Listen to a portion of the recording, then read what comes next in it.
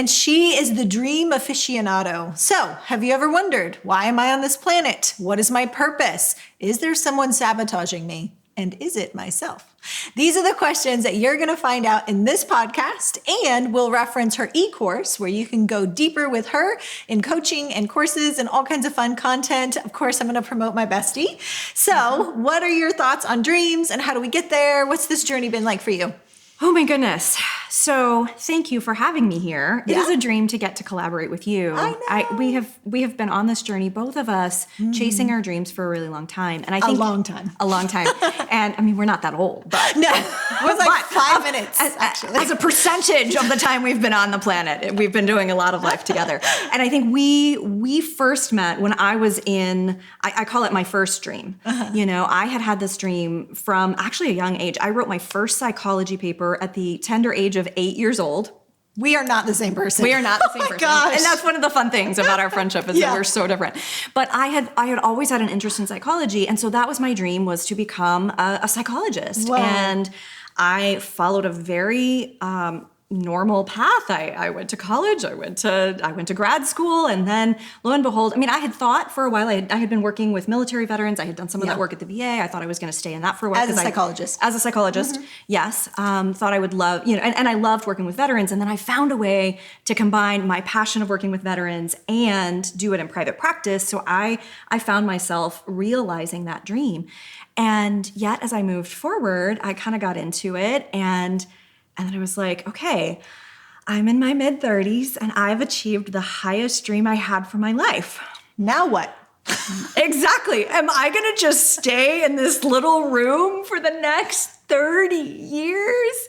And so what had been my life's dream began to feel like a death sentence of like, wow. Oh my goodness. And let me be clear, it was not because of what I was doing. Yeah. I loved it. Sure. And it wasn't because of who I was working with. I still love the people I was working with. And by the way, I'm still in contact with some of those people. We formed these wonderful, deep relationships. And I love that. Yeah. And yet I realized that it was the way that I was working with people.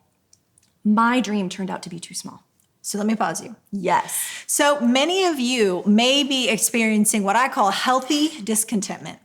Healthy discontentment is when your insides are like ready for the next thing, but we want to go on autopilot and safety and stay in the lane that we know, and this is the dream, and I've accomplished it. And I've worked with so many people, and I'm sure you have as well, that are the executive, they're the pastor, they're the leader, they're doing the thing, and yet there's discontentment or there's depression, anxiety. A lot of people also go toward porn or other relationships when it's like there's something not being satisfied inside. And so instead of acknowledging that and saying maybe this discontentment is here for a reason in a good way, they'll just medicate. And I think we will as well. So I want you to just think, is there anyone in your life that really needs to be inspired that their discontentment or their like feelings of things not being right actually might be an invitation into a new dream? So send this episode, make sure that you're liking and subscribing as well, so that we can help invest in more people fulfilling iterations of our dreams, many chapters to our life. So I want you to keep going, but it just felt so strong that we need to inspire people into new dreams. Right. And what you're describing is exactly what happened with me. I realized that healthy discontent. And then I was like, okay, well, maybe if I pivot in this way, maybe if I add this part to my services. Micro. Yeah, like, okay, I'm still going to keep my private practice, but I'm going to add this service, or I'm going to work with these types of clients, and I'll just try to elaborate and expand. Mm-hmm. And so I did that, and that was fine. But it wasn't enough because there was really a deeper calling to something else. And so it's funny. We talked last time about leadership injury. Yeah. And go back and watch that episode. That was really good. Thank you. I loved our conversation.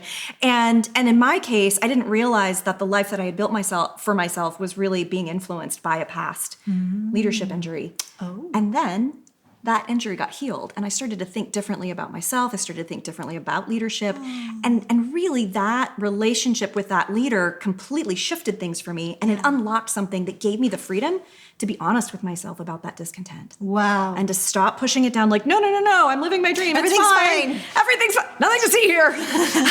and then it gave me the freedom to completely pursue a new dream. Yeah. And I ended up actually closing my practice and moving across the country to pursue a new dream. In my case, I went to ministry school, but there was so much else that came with that. I started this series of adventures and traveling the world, castles and cathedrals and dancing, tango in Argentina and in Argentina and all of these different things. And that's really what I want to be able to impart to other people. Yeah. And what I discovered is so much of it comes back to self-talk. It's the messages that we carry in our head, what is true, what's not true, et cetera, et cetera. Yeah. And it's kind of funny. This feels like a full circle moment for me because I realized I still wanted to impact people. I still wanted to help people, change their negative thoughts and come to see them in the truth and in a more positive light. I still wanted to bring hope. And yet I didn't realize then how much I was limiting myself and my ability to do that. And yet now, because of that pivot that I made and the change that I made, now I've become a speaker. Just last week, I was able to present heavenly chocolate to a room full of people. And it was like that time. It started actually with something that happened when I was at ministry school. I had a conversation with God. And so if you've ever wondered, like, hey, am I hearing the voice of God or is that just me? Yes. So this is the conversation we had. He's like, hey, April, if you saw something brown and gooey, would you eat it? Ew. And I'm like, well, that depends, Lord. Is it chocolate or is it poo? Right? I mean, same color, same consistency, I don't know.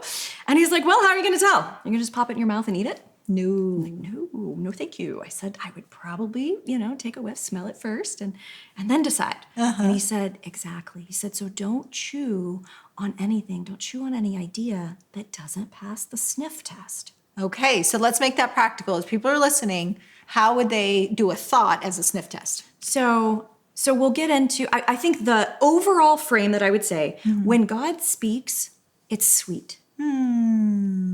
That's heavenly chocolate. It's gonna have life on it. It's gonna bring joy and peace. You're gonna feel loved. You're gonna have hope. It's gonna have that frequency of heaven on it. It's like, yes, I want more of this. When you do the sniff test, if it's bringing fear, anxiety, depression, guilt, shame, all of that stuff, when the enemy speaks, it stinks. And that is poo from hell. And it will discourage you from leaving your comfort zone to stepping into your next adventure. Right. And I've heard it said this way, fear kills more dreams than failure ever will. That's such a good point. And so that was what we were dealing with at this event. It was so much fun to watch these people make this shift. And we had a whole room full of people who were lined up to flush their negative thoughts down the potty, and to partake of that heavenly chocolate. And so we were actually working on what are those thoughts that I need to have in order to go after my dream. I need to believe that I'm worthy. Yeah. I need to believe that I can do it. I need to believe that even if it's not perfect, it's good enough. And that there's permission for me to learn. There's permission for me to show up imperfectly, and then I'll figure it out along the way. There's so many things like that where we're sabotaging ourselves. Right? And some of that is an attack from the enemy, and some of that is us coming into agreement with that, and now it becomes self-sabotage on top of the spiritual warfare. And that's what we got to stop doing the devil's job for him. Yes. And if you're hearing that and you're like, okay, I know that I'm worthy, I'm confessing positive, I'm believing the right thing, and yet the lingering feeling is still there, I got you.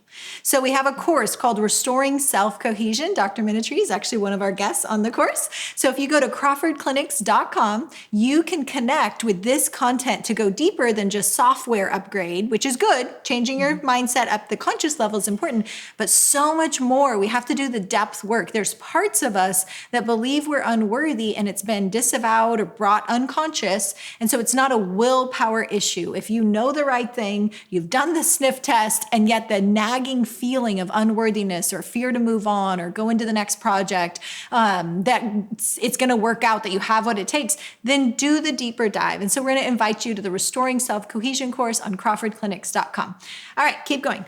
So I think that is the cool part of what I do is I'm getting to walk through this breakthrough, right? For me, I found a bigger dream. I found a way that it started with something that God gave to me.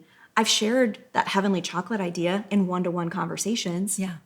But then I was able to, in less than an hour, share it with a whole room full of people. And so I saw the multiplied impact when I got rid of my own limiting beliefs. I did my work. And that's the breakthrough that I want to multiply to other people, is to be able to take, okay, what are those negative thoughts? What are those limiting beliefs?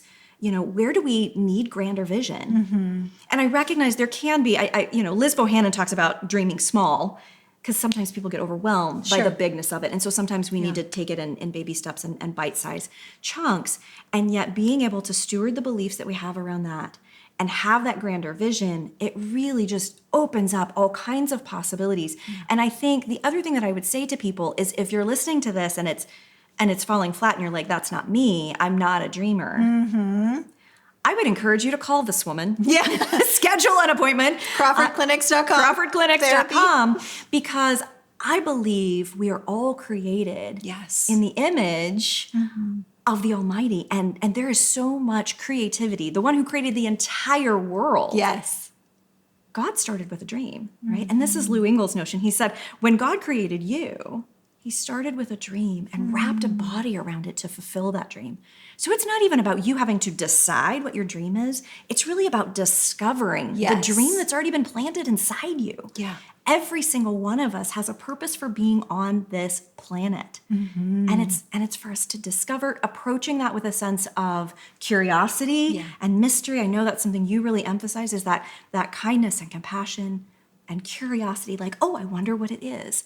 And not beating ourselves up because we haven't found it yet, right? The most fulfilling searches often are the ones that are really challenging. Yeah. And so if you're being challenged by that, give yourself a break. It's okay. A lot of people are still on that journey to find their life's purpose, find what they're doing on the planet, or if they've fulfilled an earlier dream, find what the next one is. Yeah. And then second of all, recognize that dream is planted somewhere inside you, even if you need somebody to help unearth it and unpack it and take away those limiting beliefs and the things that would sabotage it. Absolutely. So if there's anxiety, if there's depression, sleep issues, unworthiness, relationship issues, you definitely want to pursue therapy. So again, CrawfordClinics.com if you're needing therapy.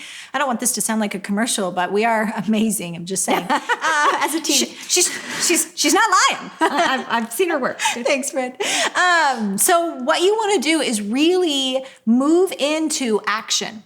So what that requires is allowing yourself to step out of this box. We have an unconscious limitation of what is safety. And just like we've talked about before, the unconscious mind loves to create automaticity for you. And so it will auto-populate, this is my normal, this is my routine. And even at just like a biological level, there's a resistance to change, the fear of the unknown. So if you've struggled with the fear of the unknown, there are literally bodyguards, there's parts of your soul and your spirit that are stepping in going, whoa, whoa, whoa, can't do that.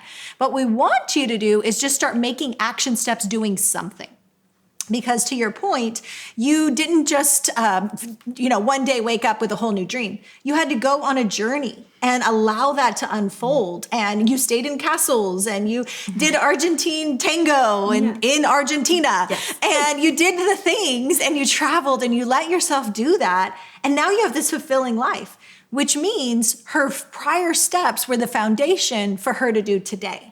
Exactly. So a lot of people feel regret or they're dissatisfied, discontent, and just feel like, well, it's all just a waste of time and why bother doing anything else? When in reality, what you've been doing is probably the foundation to then give yourself action steps and then see what has legs to build on that. What was that like for you?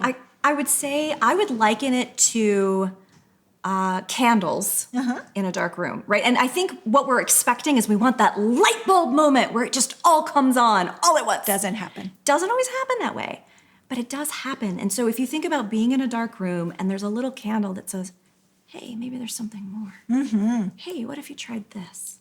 Hey, could we? Hey, what about?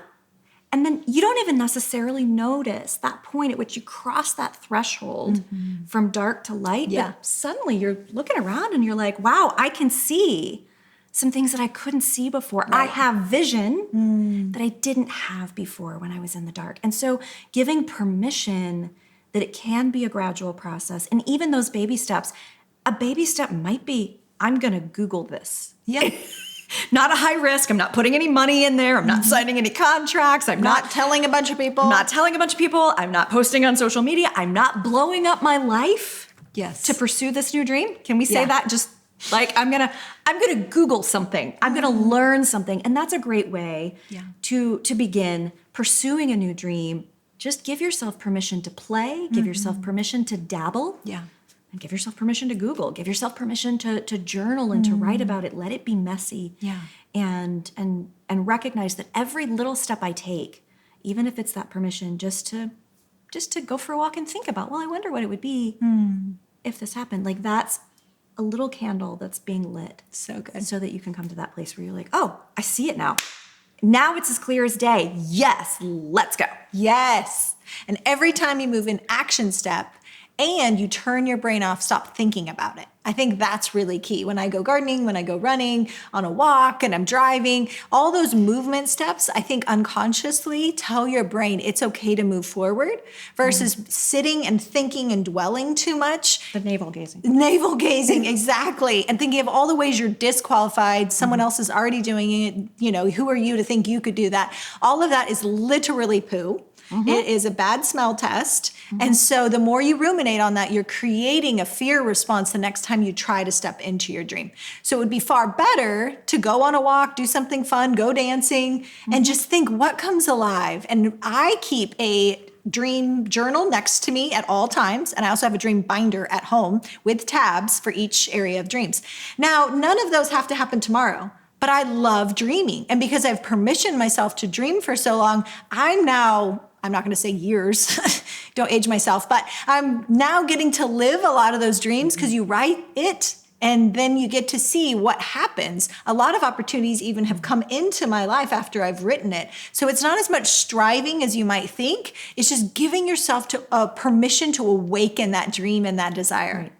And part of what's happening there, when you give yourself that permission to at least think about it, maybe write it down, maybe take that action step of Googling it, sending an email, just getting information. Yeah. When you do that, part of what's happening is you're activating that reticular activating system, that part of you that is screening out screening information, filtering what's going to get in, Yes. and what's going to be left out. And so when you tell your brain, hey, you might want to start noticing things related to this. The same as like, oh, I'm thinking about buying a white Jeep and now every car on the road is a white Jeep. Yes. Like, oh, I'm thinking about pursuing this kind of opportunity. Now, like my brain in the background, that part now becomes on autopilot. Anytime there's information, we're scanning, we're like, oh, I'll start to notice that. I'll start to meet people and conversations will go there, right? And some people, talk about manifesting. There's actually neurophysiology that is part of helping that happen. And so acknowledging like you're priming yourself to actually accomplish your dreams when you give yourself that permission to dream, to at least grab onto the idea, write it down, and do something about it. Yeah. So one of my dreams, and I shared it on another podcast, but I think it's relevant here. One of my dreams was to have a TV show. And so I had told people I was really excited. And the next morning I woke up with like a vulnerability hangover. Like, oh dear God, I just said that out loud to other people. That's ridiculous.